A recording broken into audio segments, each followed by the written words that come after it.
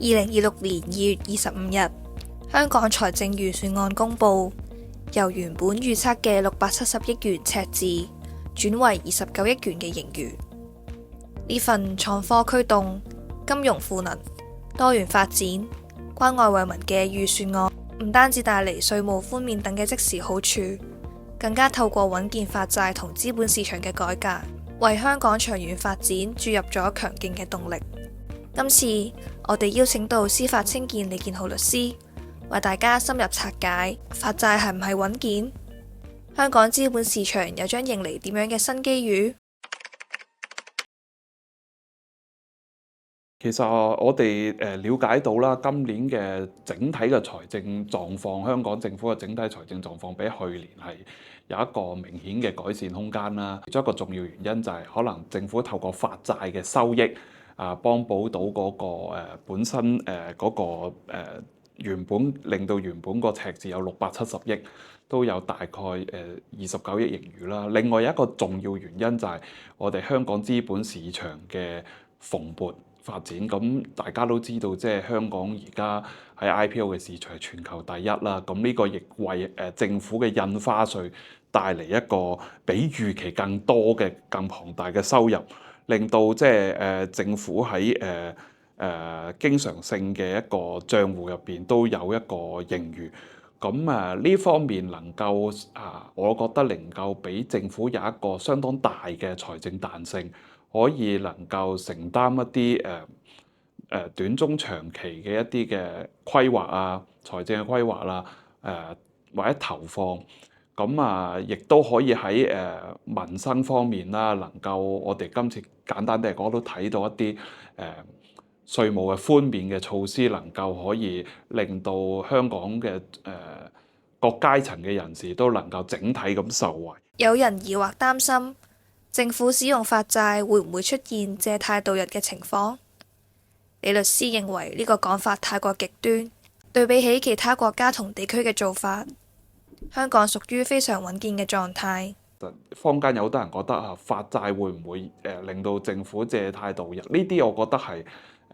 太過極端嘅講法嚟嘅，因為我哋放眼世界啦，我哋香港嘅發債佔我哋香港 GDP 嘅比例其實都係而家都係大概12% 度，即使計及5年，即係財政司講連續5年我哋發債之後個比例都係低過20%，比起其他嘅國家，例如可能新加坡、日本咁其實佢哋兩個國家都係超過差唔多100% 以上，咁其實亦都比歐美西方嘅地方國家都係少嘅。我哋個發債比例佔 GDP。發債喺全球係常見嘅融資工具。李律師話：香港過去較少使用，唔代表依家採用就會有問題。最重要嘅係控制喺合理嘅比例。因為其實發債喺其他國家作為一個融資手段係好普遍。咁我哋香港以前冇用，唔代表而家我哋用發債嘅手段就有問題。但係我覺得最重要能夠係控制到一個合理嘅比例去做。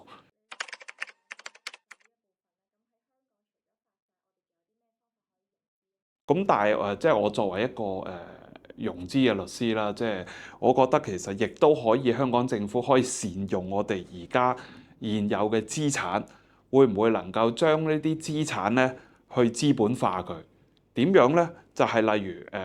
我哋亦都可以參考啦，可能喺內地其實有唔少嘅一啲嘅基建或者資產項目咧，例如啲公路啦，其實可能大家都唔知道，就係可能有一啲嘅公路本身啲公司咧，都係上市公司嚟嘅。而可能大家成日去北京旅行，都冇留意過，其實北京首都國際機場咧，呢間亦都係上市公司嚟嘅。咁其實我哋香港政府亦都，我建議可以利用我哋而家即係現有嘅一啲嘅資產啦，因為政府都做大股東嘅，例如可能喺機場裏邊，或者一啲公路隧道會唔會將呢啲資產透過資本市場裏邊能夠去融資？我覺得今次財政司喺個財政預算案度都提過話要支持改革個證券市場，咁當中提及到就修訂同股不同權啊，咁我覺得即係其實佢呢一樣因為現今個同股不同權只係適用於係一啲極大型規模嘅創科公司度，其實香港可能你話如果用同股不同權，可能都唔多過五間。咁當然最大家可能阿里巴巴咁樣，咁但係其實係咪佢修訂呢一個同股不同權，可以能夠去考慮降低嗰個入場嘅門檻，可以容許更加多嘅創科公司、創科嘅企業能夠利用呢個同股不同權嘅方法去嚟香港融資。咁當然我哋呢一個嘅修訂咧，我相信呢個修訂係一定要以唔影響嗰個投資者保護嘅原則為前提。另外，李律師話考慮到現有資本市場嘅發展，主板門檻高，喺融資呢方面對中小企業嚟講會有局限。我哋考慮到就係而家個資本市場發展啦，咁而家主板其實都個門檻比較高，對可能好多中小企嚟講咧，咁喺融資方面都有個局限啦。咁我建議，因為其實香港除咗主板之外，仲有一個叫創業板嘅資本市場。咁我亦都希望即係政府當局或者可能港交所都考慮可以即係會唔會一個創業板嗰個入場門檻可以降低啦？因為之前咧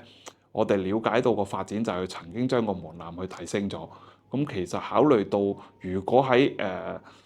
我哋好健全嘅上市規則嘅保障、證監條例嘅保障底下咧，對投資者有足夠保障嘅前提咧，如果能夠可以活化到我哋創業板市場，有兩大好處。一就係可以當然啦，政府可以透過資本市場收取印花稅，能夠亦都係大大提升我哋嗰個政府嘅財政收入啦。呢個第一啦。第二就係都可以為中小企或者中型企業啦，唔單止係內地，亦都可能香港或者東南亞嘅一啲企業可以嚟香港利用呢個創業板嘅市場，能夠去融資。咁呢個我相信亦都能夠去吸引到更加多嘅企業，唔單止係國內嘅企業嚟香港融資。呢一點我覺得係